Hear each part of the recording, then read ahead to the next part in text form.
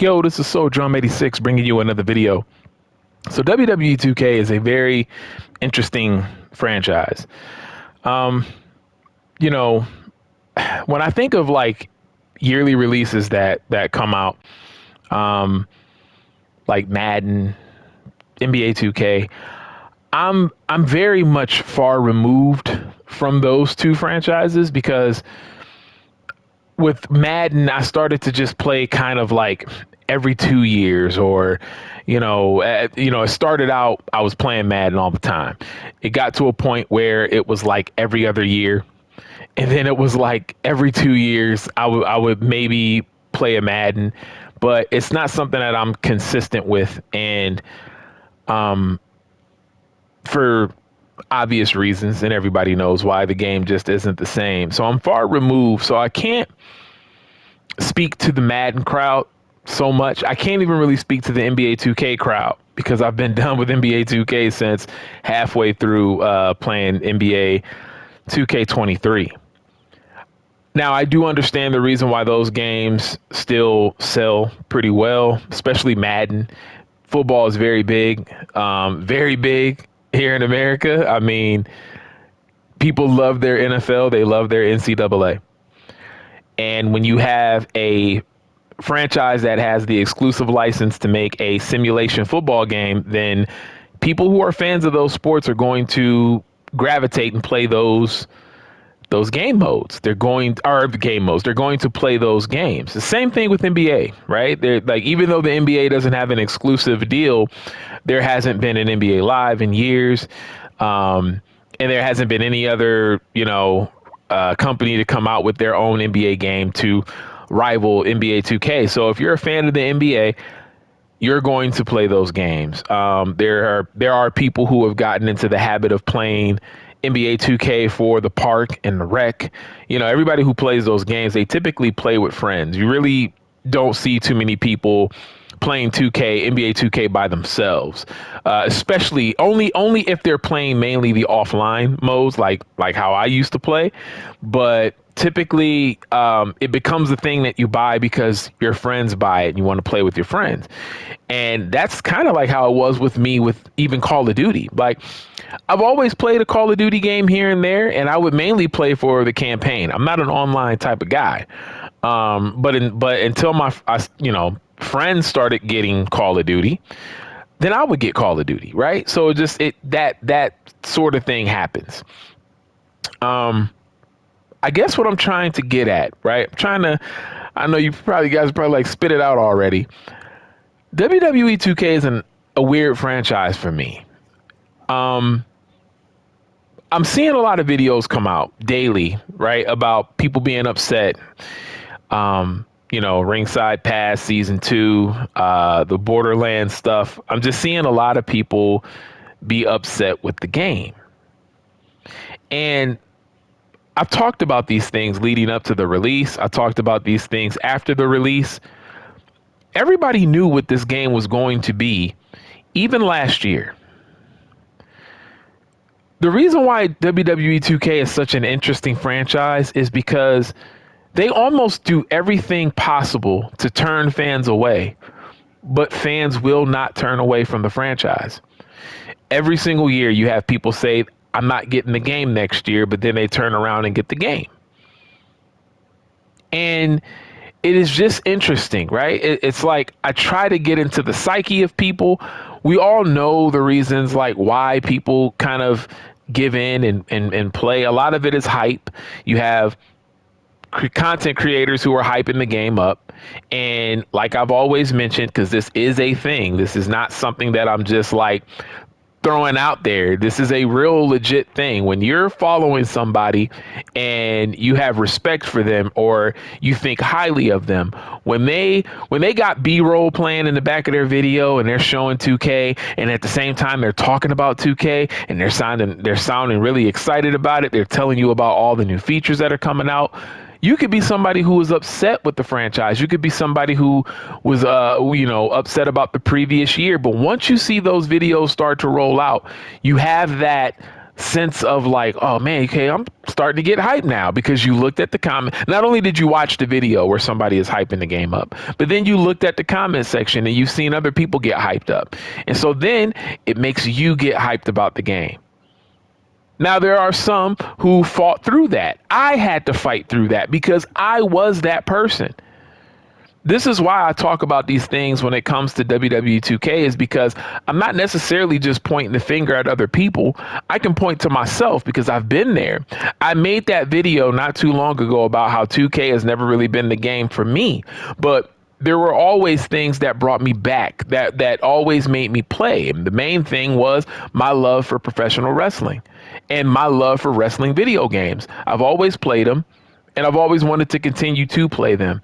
And I love using the classic wrestlers, right? You show me a ring with the red, white, and blue ropes, I'm gonna go crazy. You show me the 1998 Raw's War Arena, I'm going nuts. If you show me Stone Cold and The Rock and Ultimate Warrior, and Macho Man and Honky Tonk Man, like that stuff gets me. So it's like I play those games for that. I used to download from Community Creations all the arenas that I needed from the 90s, the 80s, early 2000s, whatever. And then I would also get the wrestlers that weren't in the game from Community Creations. And so those would be my reasons for coming back to the franchise. But I've always known that like the franchise just was never enough. Gameplay wise, it was just never for me. Even though I learned how to play the game, even though I'm good at the game, it's still just the gameplay was never there for me. The amount of issues year after year, broken issues in universe mode. I mean, you name it, game breaking issues with the gameplay. They patch it, they break something else, and they patch that and break something else. The microtransactions that just got worse and worse and worse, and adding in modes where, look, we can say that we're not going to play my faction. We can say I'm not playing the island. The fact of the matter is, when they add in those type of game modes into these yearly franchises, you know where the focus is going to go. The focus is going to start to go towards those modes. And then they're not really going to focus on any of the other aspects of the game that people really want to see change. And that's where the issue comes in. And so it's like when you see a franchise doing that, when you see a franchise turn to, nickel and diming the customers and all of this other stuff, it normally would turn people away with any other type of product or industry. But with the gaming industry, and specifically with WWE 2K, it seems to really have no real effect. Now, I will say this. People did speak out. People did speak against the ringside pass. I've done it. A ton of other people on YouTube did it. And it spoke volumes to the point where they changed how the ringside pass was. Now, it's still not like great. You know what I mean? Like what they did was cool, right? But it's still not enough, in my opinion. Because again, this is a game that has 4 different versions. Not only is this a game that has 4 different versions, the most expensive one is $150 to $200, depending on where you live. And my argument has always been, when you look at the history of 2K and what they've given fans year after year after year, do you really think $150 is worth it? Even if it's the game that you play a lot, do you really think that it's worth it with all of the issues that everybody has with the game? This isn't just like a thing where it's like only a small part of the community has issues with WWE 2K. Now, don't get me wrong. I've seen the comments where people have said, all they need to do for me is fix like one thing and the game is perfect. You're going to have that small segment, very, very small segment of people. But for the most part, you have a lot of people who are upset about this game all the time, year in and year out. You have people, when it comes to my faction this year, specifically this year, so many people are upset about my faction. But what did we think was going to happen before this game released? They let us know what they were about before the release of the game. So why are so many people acting surprised? You could have prevented all of this by not purchasing the game. You could have prevented all of this from playing the wait and see game. But I understand, right? Because Marketing is powerful for a reason. And when people are good at marketing, like a lot of big companies are, it can get people. It can get you hook, line, and sinker. All they got to do is just show a really cool sizzle trailer, make the graphics look even nicer than what they are, so people can look at all of the little details. Oh, look at the way the leather shines on his boots. They didn't have that last year. Look at the sweat on his body. Look at that. They've never done that before. Oh, you can see such and such pores. That's crazy. And so all these little details that get people so excited after being upset. It's damn near like an abusive relationship that 2K has its fans in right now. And they've had them in this abusive relationship for a very, very long time. I was a part of that abusive relationship.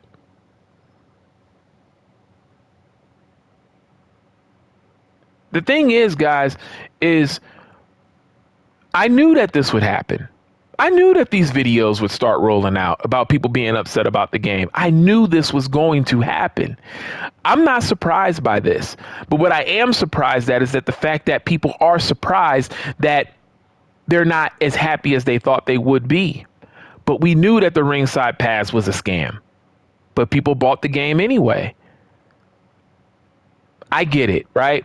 You add in Inferno match, dumpster match, which people really didn't seem to care too much about the dumpster match, but Inferno match got people hyped. Thumbtacks, ragdoll physics that, from what I've heard, you can't even really tell the ragdoll physics all the time. It's only on certain occasions. And you got thumbtacks. I mean, did I already mention that? You got the thumbtacks and all this other stuff. I just, not much has changed.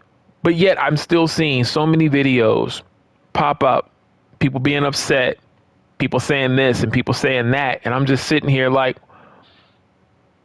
to 2K's credit, they let everybody know ahead of time what they were about, especially this year.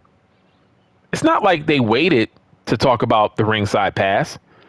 It's not like they waited. That information came out fairly quick, where people did not have to pre-order. But they ended up pre-ordering anyway.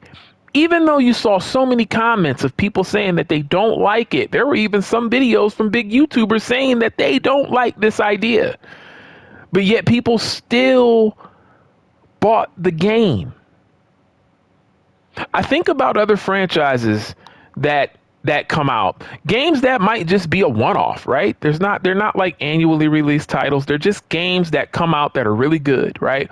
I think of games like God of War. I think of games like oh my gosh, what is it? It's a game coming out this week. Oh, it starts with a P, and I can't remember, but it's with that astronaut dude, and he's got the little girl like android on his back. Like, I'm early reviews, they're raving about it, right? You have like games like Ghost of Tsushima and The Last of Us. And I think of all of these games that come out that satisfy people. Resident Evil, the newest Resident Evil that came out. I ain't heard a bad thing about the game. It sold well, people love it, and you see the reaction. It's a game that if somebody wanted to try it out, they could spend the money on it because it's like, well, damn, everybody's loving it. They're not talking about any game breaking issues. They're not talking about anything that's like, man, I wasted my money. I can't believe I spent my money on this. You guys get what I'm trying to say? I mean, like, there's games that come out that are actually good, that actually are for the customer. People that have taken their time to make something great. But then you have 2K, mediocre. A game that's constantly broken at release. A game that has yet to listen to fans and what they want. And then when they finally do, it's never really truly enough.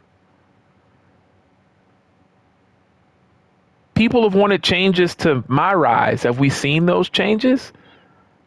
No, not the changes that people want to see. They refuse to because it doesn't make them money. My Rise doesn't make them money. Universe mode. Yes, they added in some cool things. Like they recently updated it and added like the wear and tear, right? So if you have a wrestler on the show more than once, that's pretty cool. Like you see the damage. Like if he got beat up or has a match, or something happens in a promo and then he wrestles later, you'll see him bruised up, and I believe his energy will reflect, like his health meter and everything will reflect what he or she went through earlier in your night. That's all cool. But there's so much more that people have been asking for over a decade now when it comes to this franchise. And they have yet to deliver. But yet, time and time again, people keep coming back, and I cannot understand why. When I mention those other games that I were mentioning, like Resident Evil and such, there's a reason why people can come back to those games. There's a reason why when those games come out, people are excited. It's because they don't let their fans down. They don't release a broken game where when they patch it, it breaks something else. They don't do that. People are hella upset lately with Call of Duty, but they still buy it. And again, I get it. I'm not trying to judge anybody. I understand it, because when you buy Call of Duty, typically you're buying to play with friends. It's another franchise where it's not too many people that play that game alone. I've been in lobbies where everybody that I'm playing with, they know each other, and I'm really the only one. I'm the odd man out. Until I start playing with my buddy and we link up, and we play like Search and Destroy or Team Deathmatch. But for the most part, everybody that plays that game, they play with a crew. And so that's why these games sell. It is fun to connect with friends, especially if they don't live in the same city or state as you and they can't just come over and play. And a lot of games aren't made for couch co-op anymore. So you have to play online if you do want to play with friends. And so that is another driving force that brings people into buying those games. But when it comes to WWE 2K, there's not really a big market of players that play online. A lot of people that play 2K specifically play for the offline modes, and specifically Universe and My GM. And then you got the weirdos like me that just like playing exhibition mode because Universe mode is not enough. WWE 2K has never done anything to warrant this type of loyalty. They just haven't. When you just look at other games that release, they have not warranted the loyalty. They've done nothing but crap on the fans, saying, give me more money for essentially the same product with a couple of changes. And those changes get people so excited, they forget everything else that happened when it comes to this franchise. That is the part that I just cannot understand. I could understand it when it was happening before, but now, in this year specifically, I don't think that you're going to miss out on much if you just say not this year, is all I'm saying. Your life will continue to go on. You can find other games to play. You can find other games, other companies to give your money to that are going to treat you how you should be treated as a paying customer, as a loyal fan. There are other games out there that can satisfy you as a customer. WWE 2K, they don't do that. They never have done that, and they will never do it. People are so surprised about everything that has transpired with this game. But when they immediately said that they were doing a battle pass, come on, man. I've said this before in videos. What did you pay $100 for? What did you pay $130 for? What did you pay $150 for? Monday Night Wars, nothing in the game reflects a Monday Night Wars. No special story mode, no special showcase mode that shows like, hey, you can do a Nitro match that was pretty big and it was part of what It was one of the matches that, started to affect Monday Night Raw's ratings. And then you'll play a Monday Night Raw match when Monday Night Raw started to beat WCW. There was nothing. Nothing reflects an Attitude Era thing, anything. It was all just marketing. Nothing in the game reflects it. You don't get a physical copy of the game. You don't get any kind of special case. You don't get any statue. You don't get any figurine. You get absolutely nothing. You pay $150 for ringside passes where it's 40 tiers. And here's the kicker. You're not even going to like all 40 tiers. So again, what did you pay the $150 for? Outside of the fact that it's habit and hype, what did you pay money for to get WWE 2K when there's really nothing that warrants to spend that much money on a game like this? Seriously. What did you pay the money for? A game that's going to be broken? Did you think? Now, see, here's the thing. I feel like people thought, well, if they're making the game cost $150, and they're adding in a battle pass system, maybe they'll make sure the game is perfect by release. But it's never been. Just because they started charging you more for the game and just because they added in this ringside pass, that means absolutely nothing. That didn't mean that they were going to make sure the game was working perfectly before release. So for $150, right? Say if you even get the game for $75 and you pick and choose which ringside passes you want. Not everything in these ringside passes is going to be for you. Persona cards, they're not going to mean anything to you if you don't play my faction. Hell, there's people that are upset that Demolition is in the game. I actually love it. If I got the game this year, I would be all over the Demolition, man, because I downloaded them every year. I would download Demolition every year. But there's a lot of people that did not want Demolition. So what did you spend $150 for? When you're not going to really like all the characters, you're not going to like all of what you get. Even arenas really don't matter because you can find better arenas in Community Creations. They do a better job doing the arenas than 2K does. And 2K has all the resources in the world, and they still make mistakes and flaws and miss little details in some of these arenas that are in the game. And this has been a yearly thing with them. They mess up arenas all the time. So that's why it's always better to go to Community Creation. So what's going to be the difference? Them having one of the tiers, they're going to give you some sort of arena from back then or whatever kind of arena. Like, oh, okay, but you can download that in Community Creation. So what's the point? What's the point for these 40 tiers? Creation parts, great. 4 DLC characters, you might only like one. Out of all of the season passes, you might end up liking maybe 4 wrestlers total. So what's the $150 for? Just for the opportunity to be able to see what you can get through these tiers? None of it made sense from the get-go. None of it was logical. All of it was just give me more money instead of, hey, let's reward these people by giving them a very fun experience. It don't seem like too many people are having fun. It seems like a lot of people are frustrated. It seems like a lot of people are regretting buying the game. And yet year after year, when you hear videos like this, especially before the game comes out, you get people that get upset. You don't have to get upset. If this doesn't speak to you, it doesn't speak to you. I understand that there's people who really do genuinely love this game, but I'm not talking to them. I'm talking to the people who are in that trap of continuing to buy the game over and over and over again when they know in their heart that they don't want to really spend the money on the game. It's all just, man, I hope. What is that? What is that?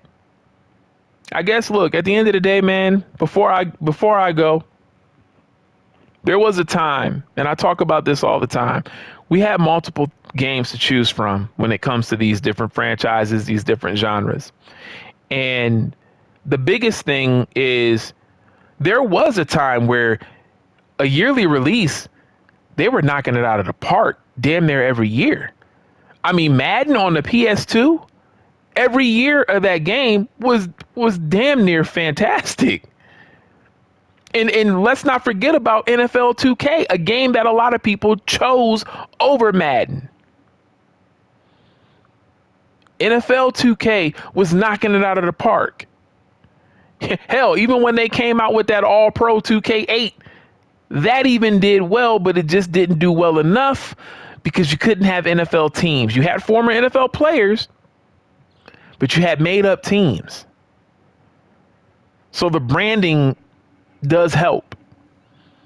But there was a time when these games came out and they were so well.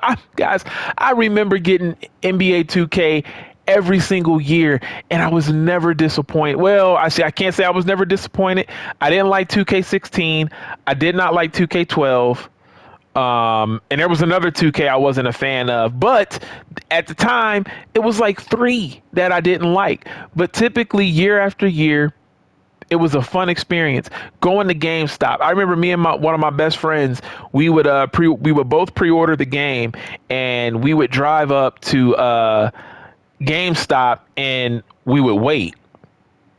We would wait, and they didn't have like a midnight release for it, but it was one of those things where you could get there and wait for the truck to come. So me and him, we would drive up there, and they would have a demo of the game, like playing, like when you're getting ready to pick it up, and we would play. I remember one year. It was one of the years when Miami was in a championship, but I remember he was using, I think I was using Miami and he was using whoever Miami played. And I can't remember which 2K this was, but that would be a thing that we did all the time. When the SmackDown series was out, I remember SmackDown versus Raw 2008 not being that great, but still, like, you could trust, right? Even if the games kind of let you down every once in a while, you still kind of were like, yeah, but I can trust this game. I can actually buy this game because the previous years were pretty good, damn near great, or great. And you could buy them every year. You could throw your money at them, and you were 9 times out of 10, you were a satisfied customer. But the fact of the matter is, with WWE 2K, whether people like to admit it or not, when they're playing universe mode, they have to do most of the legwork. It's 2026, and we have a game mode in a wrestling game where your imagination has to take over more than with the tools that the game actually gives you. The game 2K doesn't even give you the tools to create a universe the way that you want it to be done.